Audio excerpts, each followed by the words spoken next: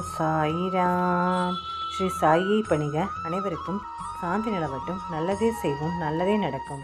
சாய்ராம். இன்னைக்கு விஷ்ணு சகசரநாமம் 472வது திருநாமம். இந்த 472வது திருநாமம் என்னன்னா, வத்சலாய நமக.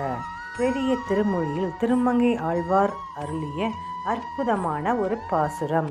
சினவில் செங்கன் அரக்கர் உயிர்மாள சற்றவெளி என்று கற்றவர் தந்தம் மனமுள் கொண்டு என்றும் எப்போதும் நின்றேத்தும் மாமுனியை மரமேல் எய்த மைந்தனை நனவில் சென்றார்க்கும் நற்கு அறியானை நான் அடியேன் நரையூர் நின்ற நம்பியை கனவில் கண்டேன் இன்று கண்டமையால் என் கண்ணினைகள் கழித்தேனே.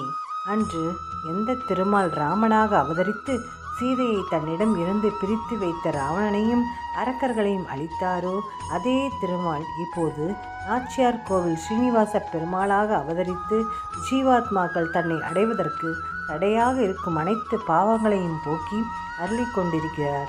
தன் பக்தர்களான ஜீவாத்மாக்களுக்கு எப்படி நன்மை செய்யலாம் என்பதை பற்றியே அனவரதமும் சிந்தித்து கொண்டிருப்பதால் முனி எந்நாளும் சிந்தனையில் ஆழ்ந்திருப்பவர் என்று போற்றப்படுகிறார் அந்த ஸ்ரீனிவாச பெருமாள். ராமாவதாரத்தில் ராமனின் வலிமை மீது சந்தேகம் கொண்டிருந்த சுக்ரீவனுக்கு நம்பிக்கை ஊட்டுவதற்காக ஒரே பாணத்தில் 7 மரங்களை துளைத்து காட்டினார். கலியுகத்தில் நம்பிக்கை இல்லாதிருக்கும் நம் போன்றவருக்கு நம்பிக்கையை அருள நாச்சியார் கோவிலில் கோயில் கொண்டுள்ளார். தெளிந்த ஞானம் பெற்ற மகான்களாலும் கூட காண முடியாதவனாக விளங்கும் அந்த ஸ்ரீனிவாசன் ஞானமில்லாமல் கலங்கிய மனநிலையில் இருக்கும் அடியேனுக்கு தன் கருணையால் தரிசனம் தந்தருளினான். அவ்வாறு அவனை தரிசித்த அளவிலே என் கண்கள் களிப்புற்றேன் என்று இப்பாசுரத்தில் தெரிவித்தார் திருமங்கை ஆழ்வார். இந்த தமிழ் அமுதை கேட்ட நாச்சியார் கோவில் ஸ்ரீனிவாசன் திருமங்கை ஆழ்வாரிடம், நான் உங்களுக்கு வழியே வந்து இப்படி காட்சி தந்தமைக்கு என்ன காரணம் என்று கூறுங்கள் என்றார். அடுத்த பாடலை பாடுகிறார் திருமங்கை ஆழ்வார். தாய் நினைந்த கன்றே ஒக்க என்னையும் தன்னையே நினைக்கச் செய்ததான் எனக்கு ஆய் நினைந்து அருள் செய்யும் அப்பனை அன்று இவ்வயம் உண்டு உமிழ்ந்திட்ட வாயனை. இறைவா, தாய் பசுவின் ஸ்தானத்தில் இருக்கும் நீ உன் கன்றுக்குட்டியான அடியேன் மீது இரக்கம் கொண்டாய். கன்றுக்குட்டி தன் தாயை நினைப்பது போல் அடியேன் உன்னை நினைத்திருக்கும்படி நீயே அடியேனுக்கு அருள் செய்தாய். நான் உன்னை நினைத்ததை நீ அங்கீகரிக்கவும் செய்து இப்பேரலையும் நீயே தந்துவிட்டாய் என்று இப்பாசுரத்தில் பதில் உரைக்கிறார் ஆழ்வார்.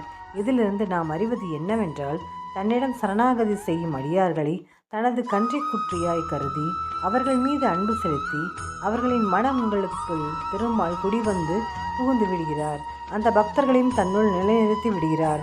திருமங்கை ஆழ்வார் என்னும் கன்றுக்குட்டி தாய் பசுவான ஸ்ரீனிவாசனை நினைக்கும்படி ஸ்ரீனிவாசன் அருள் புரிந்தார். அதன் விளைவாக அவர் மனதில் ஸ்ரீனிவாசன் குடிகொண்டார். இன்றும் திருவாளி திருநகரில் எழுந்தருளி இருக்கும் திருமங்கை ஆழ்வாரின் திருமார்பில் பதக்க வடிவில் நாச்சியார் கோவில் ஸ்ரீனிவாச பெருமாள் எழுந்தருளி இருப்பதை காணலாம். இப்படி தாய் பசு கன்றிடம் அன்பு காட்டுவது போல் சரணாகதி ஆனவர்களிடம் அன்பு காட்டி அவர்களுக்குள் வசிப்பதால் திருமால் வத்சல என்று அழைக்கப்படுகிறார். வத்சல என்றால் குழந்தைகளிடம் அன்பு காட்டுபவர் என்று பொருள். இதுவே சகசரநாமத்தின் 472வது திருநாமம். வத்சலாய நமக என்று தினமும் சொல்லி வரும் அன்பர்கள் மீது திருமால் எல்லையற்ற தாயன்பை பொழிந்தருள்வார். ஓம் நமோ நாராயணாய. சர்வம் ஸ்ரீ கிருஷ்ணார்ப்பணம். ஜெய் சாய்ராம். சாயப்பாவின் திருவடியை சரணம்.